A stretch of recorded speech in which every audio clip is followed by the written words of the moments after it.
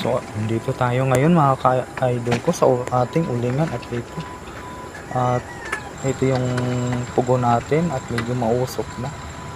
Mamaya tatabunan ko yan. Ito nga pala ang ating pugon. May abo-abo na nga lang. At ito magbubuhos ako ng kusot. At ito yung pantatabon ko.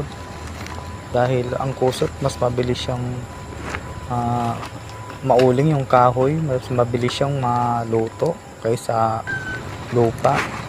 Yun nga lang, pag pinapabayaan na aabo yung kusot, kaya kailangan natin pantabon ulit na kusot na medyo basa.